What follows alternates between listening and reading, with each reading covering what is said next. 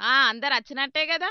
Videographer అన్నలు కెమెరాలు shawl చేసినట్టే గదా! విలేకరు అన్నలు అందరూ తయారున్నట్టే గదా! అందరు తయారే అన్నా. మీరు పర్ఫార్మెన్స్ ఇచ్చుడే ఆలస్యమిగ. ఆ చేతులున్న సామాన్లు కింద పెట్టరాదు. అబ్బబ్బా! అన్న పర్ఫార్మెన్స్ ఇత్తున్నడా? సూపర్ అన్నా! నువ్వు తోపు పో. చిరుతపులి కూడా అట్నుండి అటే పోతది నీ లోపటున్న టాలెంట్‌ను జూత్తే.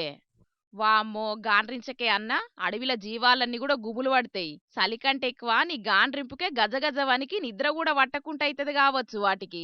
గీ అన్న గింత కష్టపడి పర్ఫార్మెన్స్ ఇస్తుంటే ఎనకమాలున్నోళ్ళు శానా లైట్ అన్నట్టే జూత్తున్నరు. మరి గీ అన్న ఎందుకింత టాలెంట్‌ను కెమెరాల ముంగట జూపెడుతున్నాడంటే, అన్న పేరు శరద్. మహారాష్ట్ర దిక్కు జున్నూరు నియోజకవర్గం నుంచి శివసేన తరపున గెలిచిన ఎమ్మెల్యే. వాళ్ళ నియోజకవర్గంలో చిరుతపులులు జయంగా 3 నెలల్లోనే 55 మంది జీవిడిచిండ్రట. గ్రామసింహాలు గ్రామాలల్ల తిరిగినంత అలకగా చిరుతపులులు ఊళ్ల మీద పడి ఆగం చేస్తున్నాయట.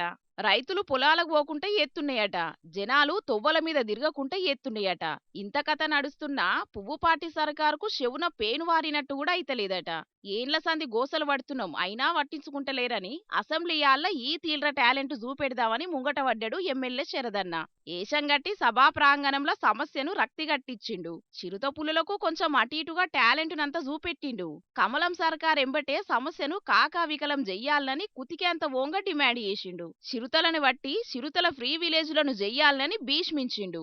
అన్న టాలెంట్‌ను జూసి నియోజకవర్గం జనాలు ఎంత ప్రౌడ్‌గా ఫీల్ అయితాండ్రో గాని, అధికార పార్టోళ్ళైతే చిరుతల జాడకు శరదన్ననే వంపాలని సెటైల్‌రేసుకోవట్టిండ్రు. ఓటర్ల కోసం వినూత్న ఆలోచన చేసుట్ల ఈ అన్న ఒక ఆకు ఎక్కువే చదివినట్టున్నడని అనుకోవట్టిండ్రు వార్తలల్ల అన్న టాలెంట్ చూసినోళ్ళు.